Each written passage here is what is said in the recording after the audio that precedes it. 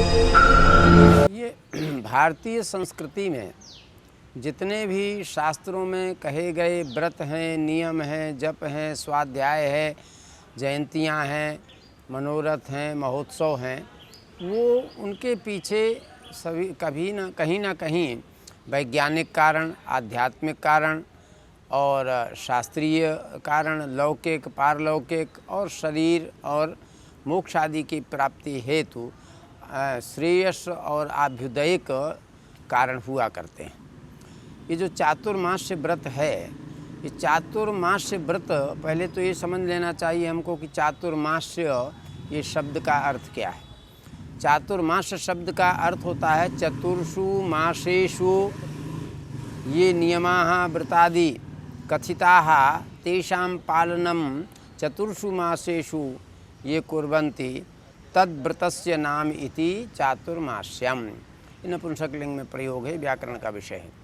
खैर, तो 4 महीने में, अब आप इसको बहुत ध्यान से समझेंगे तो ये 4 महीने हमारे गुरु पूर्णिमा से प्रारंभ हो जाएगा और 4 महीने तक ये चातुर्मास रहेगा। इसका अभिप्राय है कि प्रकृति से मनुष्य का कितना अभिन्न संबंध है और प्रकृति के माध्यम से मनुष्य को कितने दोष इत्यादि अथवा किसी प्रकार का अवरोध ना आवे, इसके लिए व्रत जप तप इत्यादि किए जाते हैं।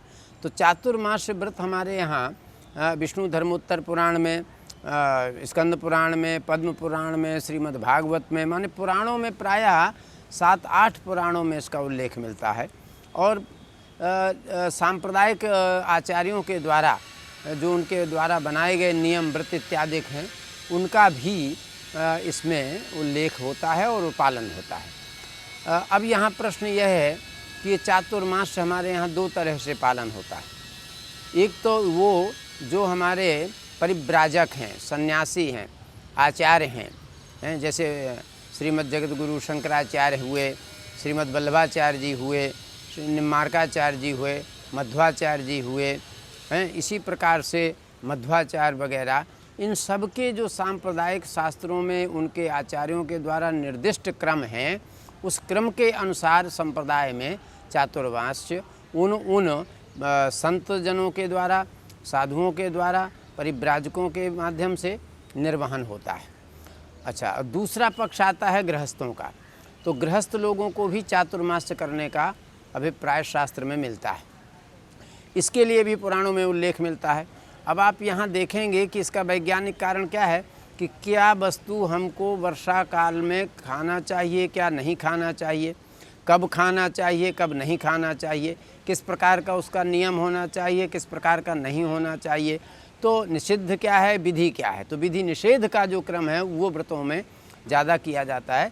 उससे व्यक्ति का शरीर, मन, वाणी, बुद्धि, चित्त, अहंकार परिपूर्ण रूप से शुद्ध रहे, स्वस्थ रहे और निरोगी रहे। ये तदर्थ ये व्रतों का लौकिक अभिप्राय होता है। दूसरा अभिप्राय उसका ये है कि वो अपने इष्ट देवता आदि का अर्चन, बंदन, पूजन, कथा श्रवण आदि, भजन इत्यादि जो करते हैं, तो वो जो मोक्षगामी लोग हैं या मोक्षार्थी लोग हैं, जो भगवान के भक्त लोग हैं, वो उस तरीके से उसका आराधन करते हैं। तो अब उसमें भी इसमें प्रकार भी दिए हैं। ये एक भुक्त भी होता है। एक भुक्त का अभिप्राय होता है कि संपूर्ण 24 घंटे में केवल एक बार भोजन करना। अच्छा, इसी तरीके से उसमें कुछ परित्याग भी होता है कि अमुक अन्न का त्याग होगा और अमुक अन्न को ग्रहण करेंगे। कुछ लोग उसमें पूरा व्रत का ही पूरा क्रम करते हैं। इसका मतलब ये हुआ कि शरीर, वाणी, चित्त, अहंकार इत्यादि को शुद्ध करने के लिए और वर्षाकालीन ऋतु में जो स्वास्थ्य के लिए सानुकूल रहे और वह व्यक्ति स्वस्थ रहे, ये तदर्थ नियम हमारे यहाँ धर्मशास्त्रों में, पुराणों में और जो स्मृति ग्रंथों में दिए गए हैं, उनका वो पालन किया जाता है। अब गृहस्थ लोग कभी कभार ये होते हैं कि भाई द्विदल का परित्याग करेंगे, तो द्विदल का अभिप्राय होता है दाल, तो कौन सी दाल का परित्याग करेंगे, ये तो उसके अनुसार दिया हुआ है। अच्छा, फलों का क्रम है कि भाई आप व्रत करके यदि फल का भोजन करते हैं तो वैसे भी आप निरोगी रहेंगे। दुग्ध इत्यादि का पान, कुछ लोग ऐसे होते हैं जो पेयपान ही पूरे चातुर्मास करते हैं और ये चातुर्मास समाप्त होता है वस्तुतः कार्तिक शुक्ल पक्ष में द्वादशी के दिन, जब देवोत्थान एकादशी होती है। लेकिन यहाँ पर एक बात भी स्पष्ट कर दूँ मैं, और जान लेना चाहिए कि सन्यासियों का चातुर्मास 2 महीने का ही होता है, क्योंकि उनका पक्ष जो है वो मास में ग्राह्य है। वो एक पक्ष माने कृष्ण पक्ष जो होगा वो 1 महीना माना जाएगा, शुक्ल पक्ष है जो दूसरा महीना माना जाएगा। इसी तरीके से 2 महीने में उनका चातुर्मास्य होता है। अब इसमें धर्म क्षेत्रों में, तीर्थ क्षेत्रों में और नगरों में इसके आयोजन होते हैं, और इसमें प्रतिदिन कथा, वार्ता, भजन और पूजन, भगवान का अर्चन, वंदन, निवेदन, ये सब रहता है।